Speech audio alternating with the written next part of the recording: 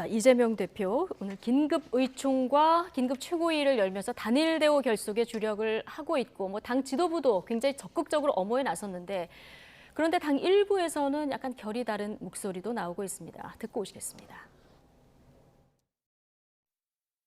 유동규가 방아쇠를 당긴 거 아닌가 이런 생각도 들어요. 검찰이 이제 회유했을 거라는 생각이 들죠. 너 앞으로 뭐 10년, 20년 산다 이랬을 때 그 두려움을 안 느낄 사람이 있겠습니까? 타협을 하더라도 거짓을 말하는 거하고 타협을 해서 진실을 말하기 시작하는 건 다르잖아요. 진실의 일부분을 보여준 것으로 봐야죠. 저는 이재명 대표를 직접 만나가지고 이런저런 문제가 나올 가능성이 있다. 그러니까 그건 우리가 당에서 맡아서 막을 테니까 대표로 나오지 마라. 그런 주문을 제가 했었죠. 이런 사태를 저는 예견하고 있었습니다. 지금 민주당 내 강경파 모임에서는 압수수색이 위법하다 이렇게 주장하면서 공수처가 검찰을 수사해야 된다 이런 주장까지 나오고 있는 상황인데요. 지금 서른 의원 얘기 들어오셨지만 이게 예견된 일이어서 내가 당대표 나올 때 개인의 리스크가 당의 리스크가 될까 봐 나오지 말라고 했다 이런 얘기까지 했거든요. 이런 분위기가 얼마나 민주당 내에서 되는지. 일단 서른 의원 같은 경우에는 예. 지난 대선 경선 과정에서 이낙연 후보 캠프에 있으면서 가장 먼저 저격을 하셨던 분이잖아요. 그래서 대선 본선 과정에서는 이제 좀 화해를 하는 듯 했지만은 가장 먼저 이제 문제 제기를 하시는 분이고 네. 지금 민주당 의원들이 굉장히 혼란스러워해요. 예. 이거를 그러니까 어떻게 스탠스를 잡아야 될지 예. 아까 말씀드렸지만 당사 압수수색에 대해서는 다 같이 분노하고 있는데 이재명 대표와 관련된 김용 부원장의 수뢰까지 우리가 이거를 옹호해야 돼? 라는 것에 대해서 조금 거리를 둬서 어제 저녁 분위기 다르고 오늘 아침 분위기 다르고 오늘 저녁 분위기 지금도 또 달라졌습니다. 그래서 전체적으로 보면은 이게 당내 갈등으로 번질 가능성이 매우 높아지고 있어요. 그래서 조금 지금 예를 들면은 이거와 관련해서 적극적으로 옹호를 하면서 목소리를 내는 민주당 의원이 없습니다. 페이스북 같은데 예를 들면 옛날에 조국 사태라든지 예. 문재인 대통령 수사라든지 그러면 막 분노하잖아요. 막 쓰잖아요. 근데 아무도 없어요 지금.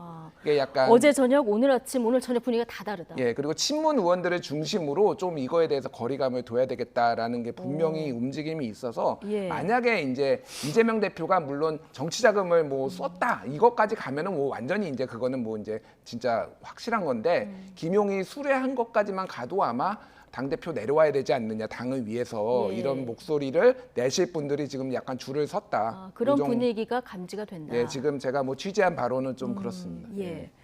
자, 민주당 분위기는 좀 취재해 오신 얘기 들어봤고요. 어쨌든 여야 대치 전선은 좀 더 가팔라지는 상황이고 오늘 법사위 보면은 아수라장인 상황이었었는데 어쨌든 이제 연말까지 얼마 안 남았고요. 입법 처리할 것도 많고 예산안도 처리해야 되는데 국회는 어떻게 되는 겁니까?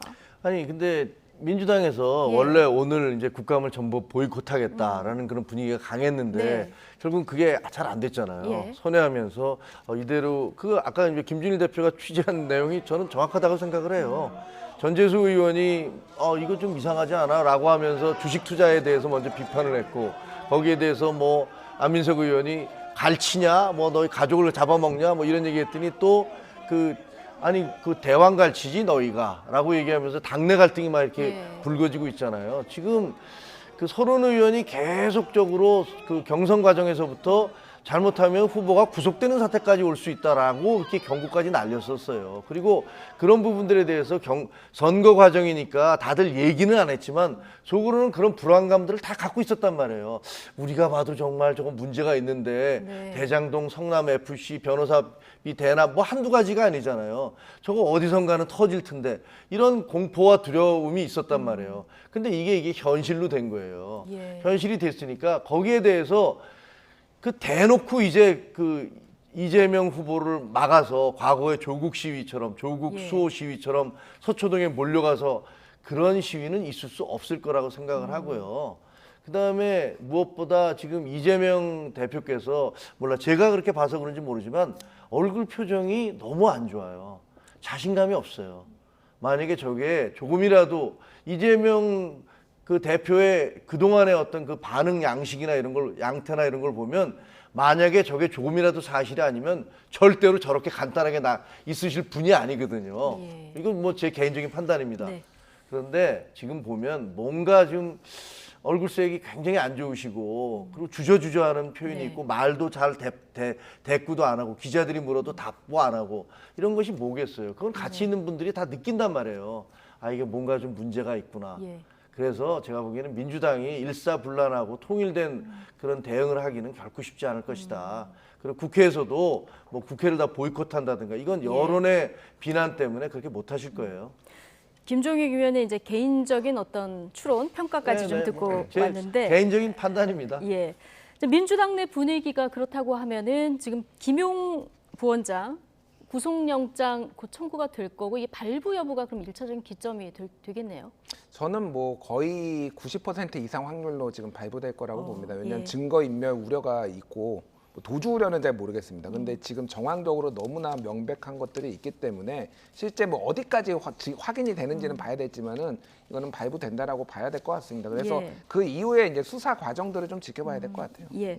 오늘 대통령도 출근길에 질문받고 한마디를 하셨는데 야당이 여당이던 시절에 언론사를 상대로 압수수색했던 이 점을 언급을 했고요. 그러면서 이런 얘기들이 이제 정당한지 국민들이 아실 것이다. 이렇게 이제 대답을 했습니다. 어떻게 들으셨습니까?